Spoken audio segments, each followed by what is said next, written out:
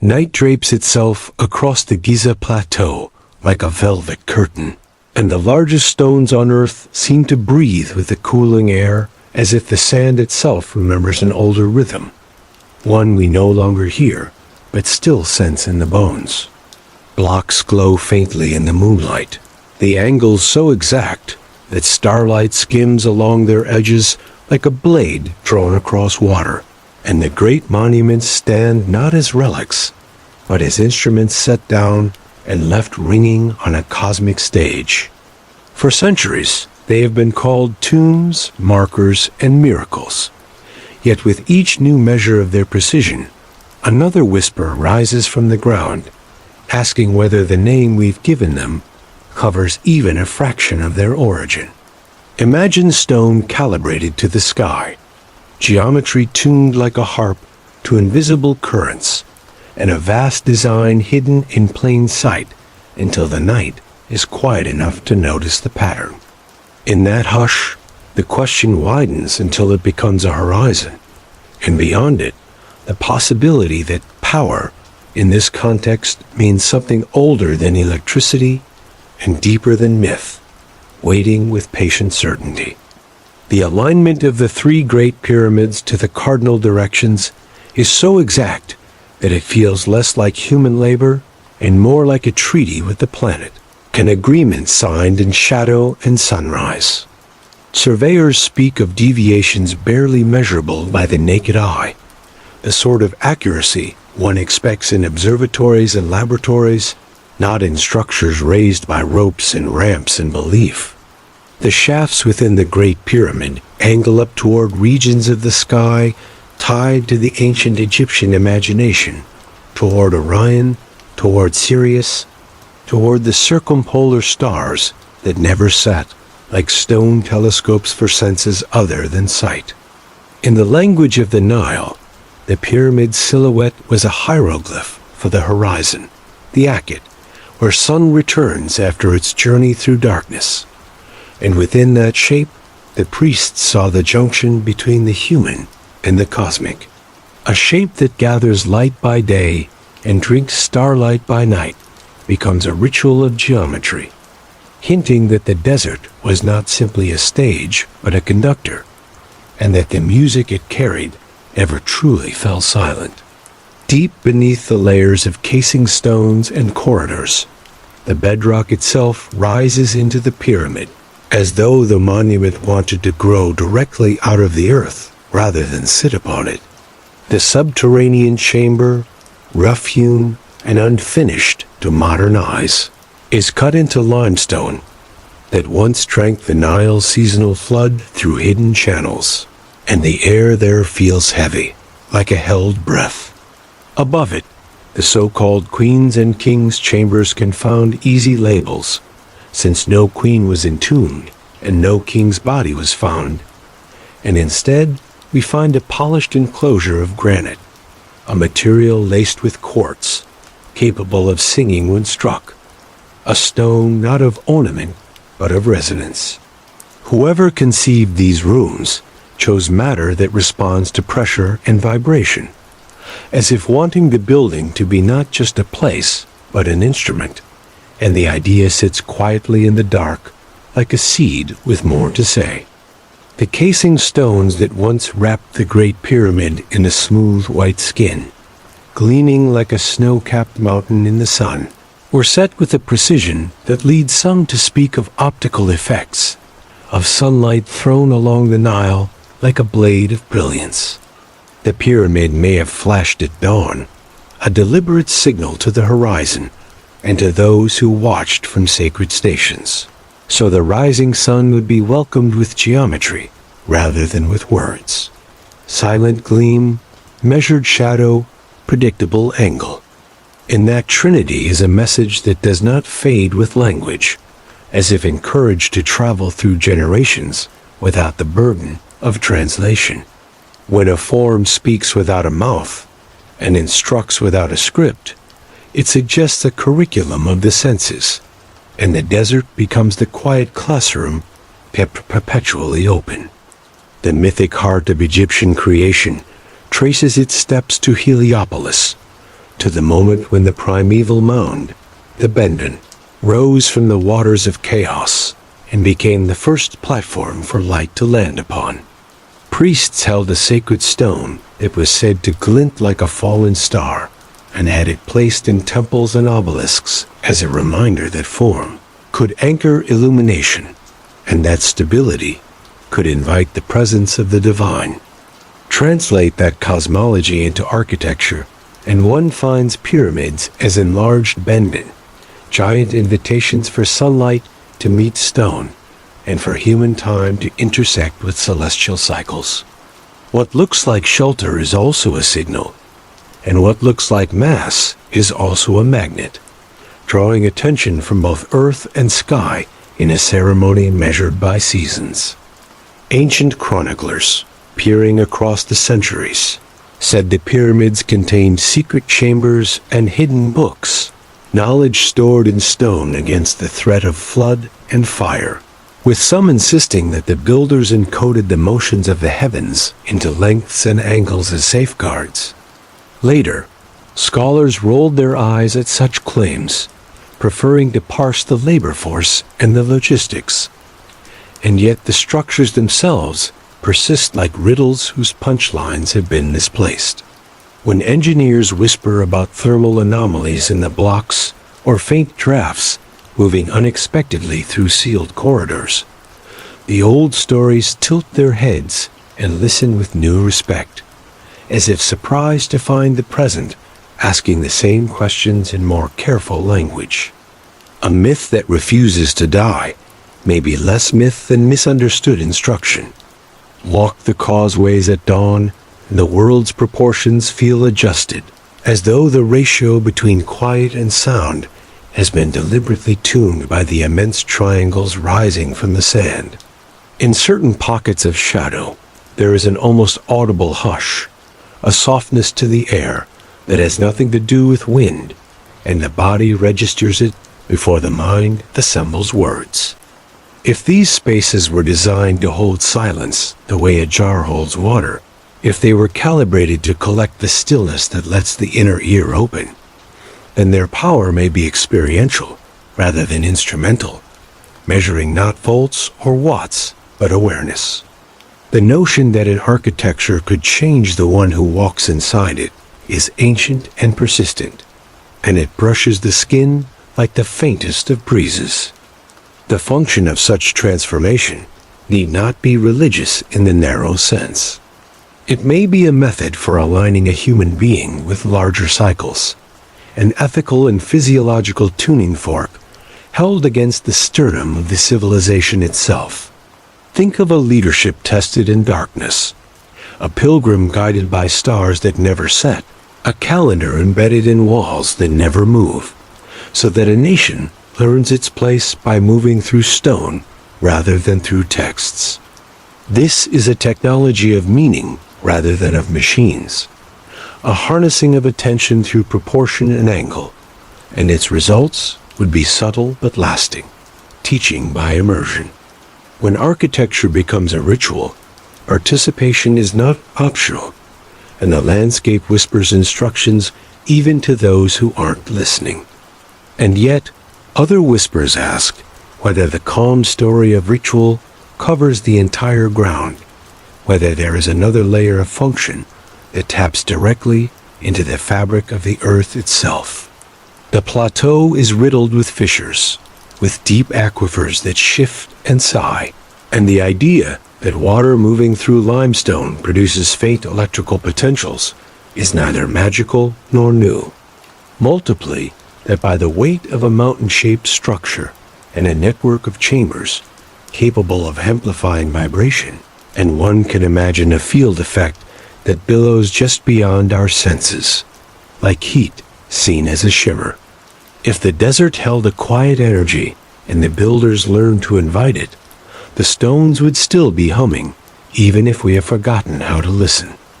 The desert wind turns a corner, finds an angle, and produces a tone that dies almost as soon as it is born. And for a heartbeat, a listener wonders whether the pyramid itself just cleared its throat to speak. In that brief shimmer of sound, All the catalogued facts rest easily beside the unproven suggestions, and together they urge us toward corridors and thresholds we have not yet noticed. There is no certainty here, only the promise of a deeper pattern if we are willing to stand still long enough to hear it arranging itself around us. And somewhere in that stillness, a door not yet opened waits with the patience of stone. In the cooled hush of interior chambers, granite holds the night like a vessel, and if you press your palm to the polished block, you might imagine the stone's lattice as a city of tiny crystals holding hands in long corridors of quartz. Granite is not only hardness. It is a web of ordered minerals that respond to pressure and vibration with minute electrical potentials. The piezoelectric effect that quietly lights the face of a watch and reads a fingertip on glass. Place such stone in a sealed room with precise dimensions, and the air begins to act like a string stretched between fixed points, humming at frequencies determined by length and volume and the stiffness of the boundaries. In that suspended geometry, a cough becomes a wave, a footfall a ripple, and the chamber a resonant body eager to answer. Researchers who measure sound with sensitive microphones describe modal frequencies inside the so-called King's Chamber, a handful of notes that form and reform as footsteps stir them, as if the room prefers certain tones and will gently nudge sound toward those. It is not enough to declare purpose, but it is enough to widen the speculation, to treat the chamber less as a container and more as a component in a larger acoustic design that may ripple downward through masonry and bedrock. If walls once shone with polished casing and floors were dressed to tighter tolerances, what harmonics would have bloomed in the air?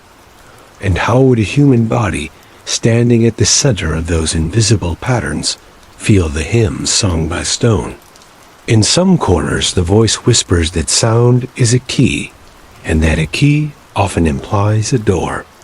Narrow shafts leave the granite room and cut upward through the body of the pyramid, their angles too purposeful to be dismissed as simple ventilation, and their directions too suggestive to ignore, pointing toward constellations that anchored Egyptian myth. Robots have rolled into those tight passages like mechanical beetles, small cameras peering at copper fittings and limestone plugs, and the mysterious small door that seemed to hide another space beyond, as if the builders had scripted a pause in the investigation. When a later robot drilled a tiny hole and found yet another door, the story did not close, but doubled, inviting patience and more careful attention. A corridor is rarely a destination, and a sealed aperture does not always mean stop. Sound is not the only traveler here. Heat flows, the subtle exhalation of stone, and thermal scans show anomalies on the northern and eastern faces. Warmer zones where the blocks seem to behave differently, as if gaps or unknown passages carry air or remnant sunlight. The pyramid absorbs and releases, breathes and rests, and the daily cycle of temperature becomes a slow heartbeat visible to those who watch with infrared eyes. Embedded within these patterns are hints of cavities that have no entrances we can see, volumes that might alter the way waves, sound, heat, or even seismic tremors move through the mass. The monument is not inert. It is a managed ecosystem of stone. Under the sand, beneath the pave of scholarly certainty, water moves, collected by the plateau's hidden cisterns and slow channels, a remnant of more generous eras when the Nile's fingers reached outward. When water percolates through limestone, the friction and the dissolution carry faint electrical charges. Nothing like the crackle of a storm, but a whisper of potential that follows the geology's curves. If you rest in architecture on such a landscape, rise it over fissures that concentrate this quiet energy, and thread into it chambers that accentuate pressure waves. You sketch a device that does not generate power so much as organize it. It is not a generator. It is a choir. This gathering of subtle forces does not require an outlet, and perhaps that is the most challenging idea for modern minds trained on wires and plugs, because the effect could be directed inward, toward consciousness, or outward, toward a field that softens harsh edges and calms. In the language of ritual, such a place is a container for presence. In the language of physics, it is a region where several small influences are coerced to align and add rather than cancel. Build at scale, tune the lengths, polish the surfaces, and the result may be less like a machine and more like a lens, bending and focusing phenomena that normally pass unnoticed. In a world dominated by the great bell of the sky's resonance and the earth's slow tremors, an enormous lens might make the invisible briefly visible. Debates flare around the idea that some of the blocks were cast rather than carved, and the geopolymer hypothesis, while far from universally accepted, offers a different lens on how the builders could have achieved strange fits and interlocking seams.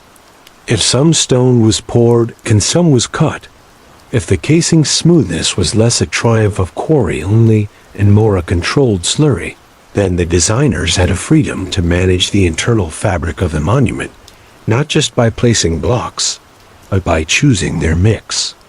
Such choices have consequences for acoustics and heat flow. The difference between an instrument cobbled from spare parts and one in which every string and bridge is calibrated. A small shift in material at such scale becomes a compass needle for effects the eye cannot spot. Elsewhere on the plateau, a pyramid that looks broken from a distance, the so-called bent pyramid, shifts its angle halfway up, a visible hesitation carved into its silhouette, and you can read that as a catastrophe of engineering or as a lesson in tuning. Angles are not merely aesthetic. They decide how a structure carries weight, how it sheds heat, how it hosts sound, and a change mid-course suggests a laboratory learning from itself in public. The red pyramid nearby, slimmer, less celebrated, repeats proportion with a new confidence, the experiment polished into doctrine, as though a sound found in one became a law in the next. A family of forms is thinking, and the sand nods in agreement. No evidence, say the cautious voices, and it is true that direct proof is shy, that inscriptions do not declare experiments in resonance or diagrams of energy.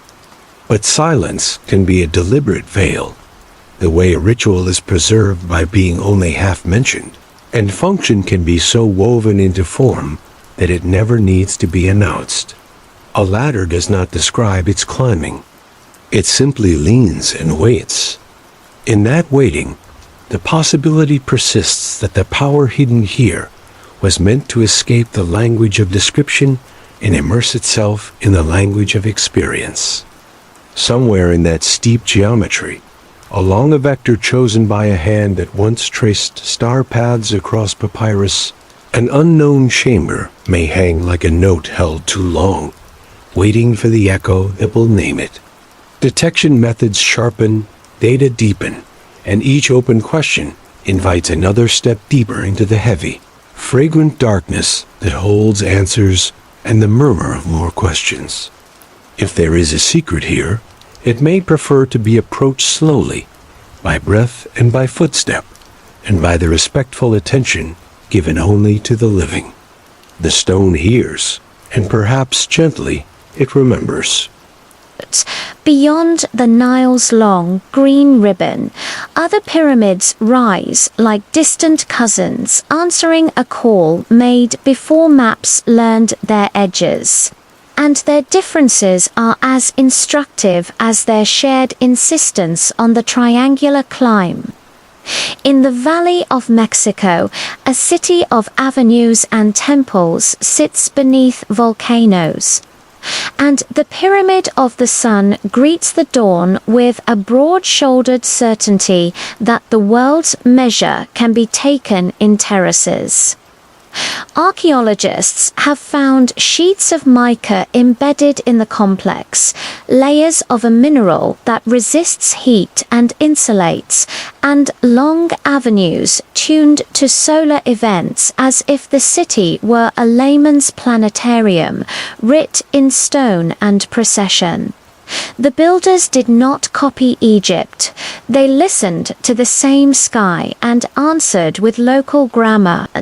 Stand at the base of the Yucatan's step pyramids and clap your hands sharply, and the sound that returns is warped into a chirp that echoes the Quetzal bird, a living acoustic trick hidden inside an ancient stage, laughter from the stone at the ease with which it has taught you without a single lecture. At Chichen Itza, the descent of light down the pyramid's north balustrade at equinox draws a serpent of moving triangles, a shadow that performs exactly on time, as if the building itself had kept the appointment for centuries. This is a theatre for a sky that knows its cues, and the audience participates simply by being alive, the lesson delivered in the space between silence and returning sound. The applause becomes a measurement, and the pyramid becomes an instrument again. Across the world in the loess of China's Shanxi province, earthen pyramids suggest imperial tombs hidden beneath deliberate forests, the faces softened into hills and the angles blurred by roots, and there is a sense that concealment is as much a function here as display. Such mounds keep secrets with a loyalty born of the long view, and within them are rooms whole and sealed, gardens of lacquered figurines that have never seen air since their making, worlds stored in patience. To speculate on the power they hold is to acknowledge that power sometimes requires darkness to do its work, an incubation demanded by design. Not all instruments sing in daylight. The Nubian sands hold pyramids with angles more acute, slender spears of stone raised by the Kushite kings who once pressed north into the Egyptian heartland and then retreated, leaving a forest of sharp silhouettes in the deserts. They point like fingers to a single idea expressed in many dialects. Height drawn out of earth in rules the eye can follow. A discipline embraced for reasons that speak more strongly than conquest. The Nile does not explain itself, and neither do these triangles, but their recurrence acts like a refrain returning after a verse sung in a different tongue. It is repetition with purpose, and repetition suggests a method. Lines on a globe are more agreements than truths. Yet the murmur that many ancient sites align along certain latitudes persists. And the 30th parallel where Egypt's plateau sits has a fan club of its own, an imagined belt cinching the waist of the world. It takes only a light plot and a hungry mind to sketch ley lines between monuments, to thread cathedrals and mounds and obelisks on a string of intention, and whether or not the earth hosts literal currents that flow along these paths. The idea has a kind of poetry, telluric currents, the slow and constant whispers of electrical flow in the ground, do exist, and sensitive instruments pick up their restless hum, a global music largely drowned out by the noise of cities. To consider builders more attuned to such whispers is to consider a civilization fluent in quiet. When modern techniques turned their patience toward the Great Pyramid with cosmic rays as pencils and scanners as paper, a new void appeared in the drawing, a space above the grand gallery long arms cannot reach and eyes cannot see. Muons explode from the sky and pass through stone like ghosts through walls, slowed and skewed by density, and in their deviation we read volumes where there should be mass, as if the pyramid held a memory of a hall that never meets daylight. The purpose of that space is not punctuated by inscriptions, so we must let arranged stone and measured emptiness be their own languages, whispered over and over by physics until we understand their grammar. An empty room can act like an organ pipe, and an organ pipe can awaken air that simply waits. Material choices in Mesoamerica draw further curiosity. Magnetite concretions scattered near sites, obsidian art that cuts with light as readily as with edge, and crystals laid in patterns that catch sun and hold it briefly like a breath. These are not idle ornaments. They are dials and mirrors. Decisions made by hands that knew how matter speaks to light and heat and sound. If the earth hums with signals and the sky beats time, then the architecture that answers will often wear the traces of that duet, the way a violin shows grooves where bow met string for decades. The varnish, the wood, the tension, they are choices, and so are triangles, terraces, and cavities that ring. The question returns and grows in weight. Why would such effort be devoted to forms that do not house daily living and do not easily narrate their utility to scribes? The answer that they mark graves is correct sometimes and insufficient most of the time, for these are not merely markers but mechanisms of calendar, theatre and field. They press people into pageants where the sun writes its Zen calligraphy across staircases and where bodies are gathered in arrangement so that the crowd itself becomes part of a device to measure and induce wonder. Wonder is not frivolous in such contexts. It is a conduit and a resource. Cultures that traveled traded more than goods. They exchanged metaphors and methods, and it is not fanciful to suspect that sailors and caravans carried not only spices and stones, but an idea, that shape influences subtle experience, that a slope can seduce wind into calm or call sound into clarity. Greek writers muse on Egyptian learning. Hermetic texts synthesize river knowledge into cosmic dicta, and medieval builders inherit an affection for ratios that privilege harmony over whim, an affection that blossoms into cathedrals that are themselves stone prayer. If pyramids taught anything, it is that the world meets the wordless faithful halfway when they set their proportions with humility and attention. Learning travels easily when it leaves fingerprints rather than paperwork. In this orchestra of civilizations, each plays their pyramid like a different instrument set to the same tuning. The Earth's slow resonances, the sky's punctual lights, the body's willingness to be altered by measured space. The secret power, if it exists, is not singular. It is a family of effects that add to more than their sum, the combined murmur of stone, water, light, and breath coming into mutual agreement. Understanding such a chord takes time, and the music is old enough to wait.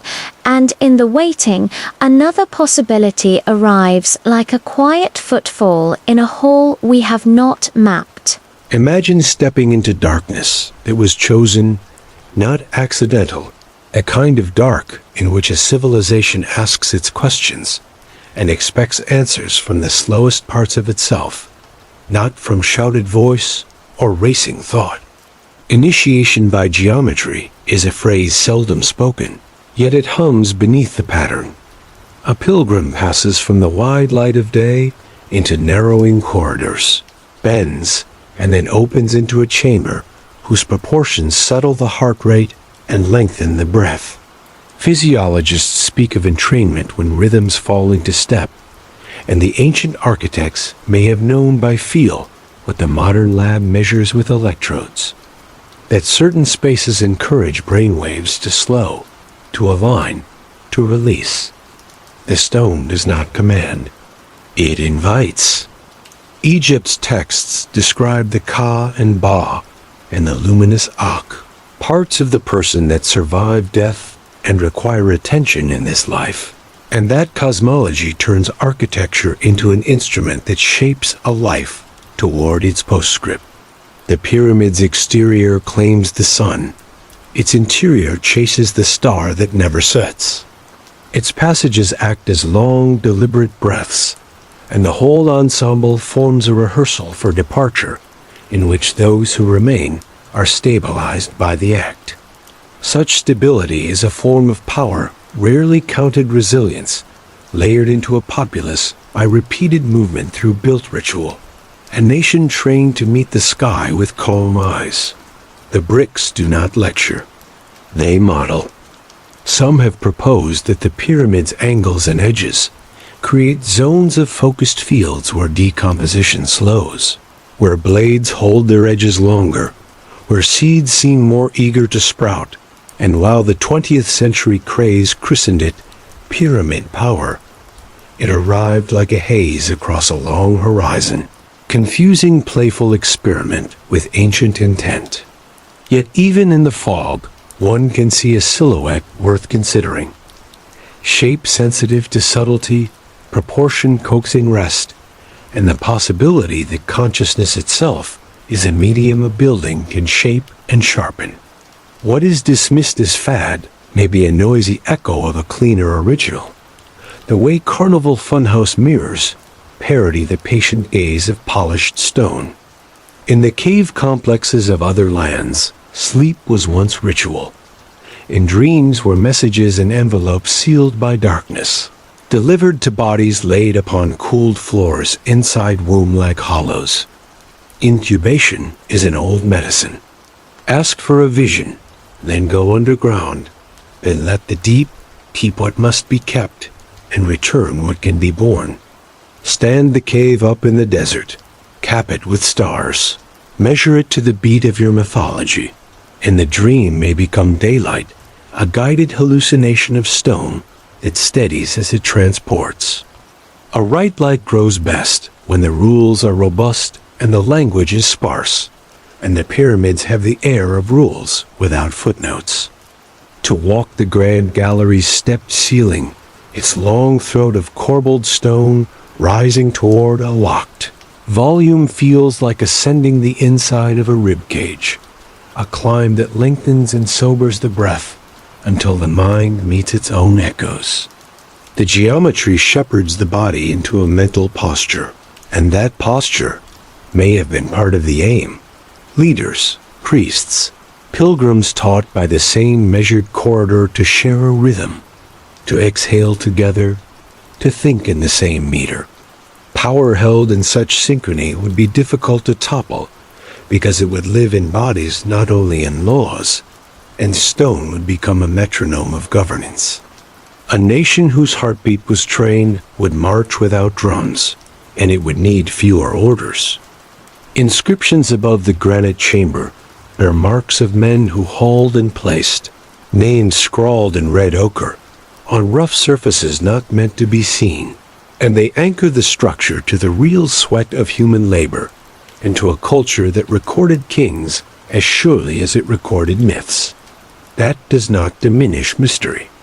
It enriches it by showing that the veil was woven by hands we can imagine, and that perfection is a practice, not a spell. The more we see the builders, the more the design's intention acquires focus, and the less tempted we are to replace their skill with fantasies that erase them in favor of impossible strangers. The real miracle is that ordinary people, concentrated and aligned, can make a mountain sing. Aligned shafts let starlight once fall into the heart of the stone, and the sky they chose matters. Orion is Osiris, rebirth and order. Sirius is Isis, the flood and the renewed season. The circumpolar stars are the imperishable, circling without setting, eternal as duty. The building participates in myth by appointing stars to specific corridors, and those corridors must then shape experience. For a king must move where the light has been invited, and the fixed stars lend him the quality of endurance. Ritual becomes architecture, and back again, the boundary dissolving under the slow, patient gaze of heaven. Positions of light are instructions for motion. We live under a planet-scale instrument called the Schumann resonance, the enormous standing waves that exist between Earth and ionosphere, a choir too slow to hear directly, but real enough to map. And it is not outlandish to think that older cultures felt its periphery in the way sailors learn a sea's pulse without language. A great pyramid is tall enough to touch more sky than a flat field, and heavy enough to speak clearly to the ground, so it would be a fine device for feeling the world's slow exhale and inhale in a narrow place. The word power flexes here means influence and alignment, means familiarity with rhythms that steadied people before electricity and survive long after it. To be fluent in such tempos is to move safely, and safety is a power older than law. The slow chambered passage, the sudden narrowness, the release into a volume where the breath returns, all of it educates the nervous system, and repeated passage would educate a cultures.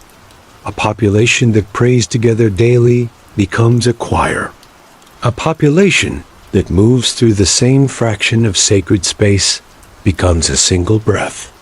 At the scale of a nation, gathered at regular intervals to witness the sun peg a shadow in a groove, the power embedded within such predictability is immense, especially when the night sky makes the same promises in stone. The true current is continuity, and continuity survives droughts of evidence. When the last torch is guttered, and your eyes give up their claim on shape, the skin becomes the sense that led you. And in that tactile world, the angle of a wall is as instructive as an inscription. A desert is a place where nothing wasted can survive, and the builders who mastered it left little to waste in their plans, saving even the air in careful lengths. That thrift extends to mystery, which is spent for a reason, and often not all at once. And here it is spent with a careful hand, keeping enough back to keep us returning with gifts of time and attention. And so we return, because something remains just out of reach, beckoning with the patience of stone.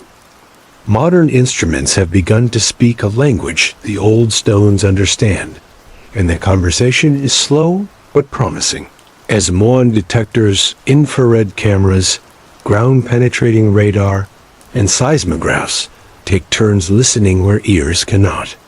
The cosmic ray scans that mapped the unexpected void above the Grand Gallery have held up to scrutiny, drawing an outline of absence that is as exciting as any artifact, because emptiness is easier to preserve than treasure, and often reveals intent more cleanly. In microtremors, the pyramid answers the Earth's movement with a signature different from the plateau, a fingerprint of mass and cavity that acts like a bell muffled in just the right places. Science does not ruin the magic. It reveals the scale of the instrument and asks if we are ready to play it. Hydrogeologists look again at the plateau and see the history of water that once wandered more freely, collecting in shallow, wandering reservoirs under the stone, washing through channels the builders could have known as they cut into the bedrock. In that subterranean landscape, the pyramid presses like a thumb upon a pulse, and between stone and water, there is a conversation older than agriculture, a steady exchange of pressure and potential. Careful sensors placed in the ground register fluctuations tied to seasons and storms, evidence that the site is an antenna not only for the sky above, but for the damp secrets below. The monument sits at a crossroads of quiet force, a patient conductor that has outlasted its audience. The Earth's electromagnetic murmurs also bend when sunstorms press. The ionosphere and auroras hiss silently at latitudes far from desert, and the global lattice flexes in response to events happening millions of kilometers away. If a pyramid is a sensitive corner, a structure with surfaces that catch such changes in interiors that translate them into tiny gradients felt more by bodies than by meters, then its power is participatory. It offers us a seat at the table of very large conversations. Not mystical in the cheap sense, simply permissive to subtlety, and tuned to frequencies we do not prioritize in daily commerce. The translation from wave to experience is the oldest technology in the world, the body itself. Scientists mindful of caution urge restraint in inferring purpose from effect, pointing out that resonances exist in many caves and cavities, that materials behave as physics dictates everywhere, that intentions are not stamped on stones. Yet they do not deny that remarkable tuning exists here, or that the alignments call for a kind of attention unusual in mere markers, or that hidden volumes remain to be described. Between the insistence on tune and the insistence on machine lies a third path, where architecture is instrument and pilgrimage, where the power is no less real for being subtle, and no less useful for being quiet. It is a road walked best by feet that accept uncertainty as company. Elsewhere, restorers learn that stone sweats when its surface is sealed, that breathless monuments decay faster than those allowed to exchange air, and the pyramid's talent for moving currents through narrow passages becomes a lesson for preservation. The Grand Gallery's attentive geometry is not only history, it is advice about how mass should be ventilated if it wishes to survive the century's new heat. The old building offers not mystery alone, but practice, a series of decisions that still speak to those who would keep them standing. To protect the secret, one must learn from the secret's form. Theories bloom at the edge of knowledge, like desert flowers after rare rain. That small ions birthed by moving air in stone channels change mood. That infrared light trapped and released by lengthy surfaces warms the body just enough to encourage a calm. That the pulse that runs through the world can be made more legible by giving it a patient listening room. The skeptical and the hopeful share a horizon here, because both recognize that the world contains more texture than a casual glance admits. In a quieter register, the phrase hidden power loses its melodrama and becomes gentle influence, and gentleness is charisma when scaled to a mountain. An instrument played softly can still fill the night. Stand beyond the usual ropes, in memory if not in body, and watch the sunrise find the angle, a blade of light sliding along the casing lines that remain, and the shape accepts it with the calm of one who has practiced the bow for longer than our languages have existed. The effect feels staged because it was staged, and the staging is no trick.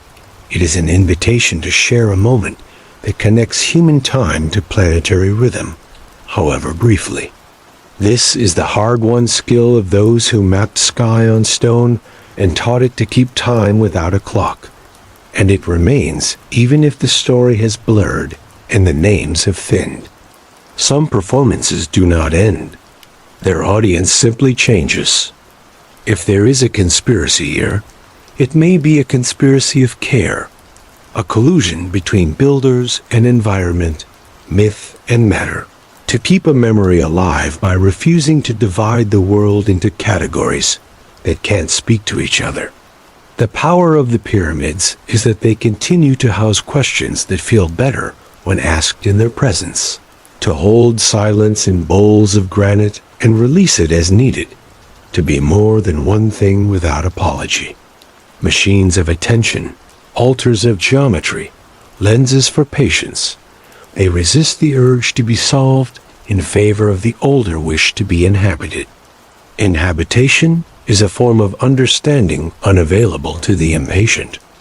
The night has deepened over the desert, and the air carries the clean scent of cooled stone, and the shapes wait as they have always waited, unbothered by the names given or the disagreements shouted in their shadow.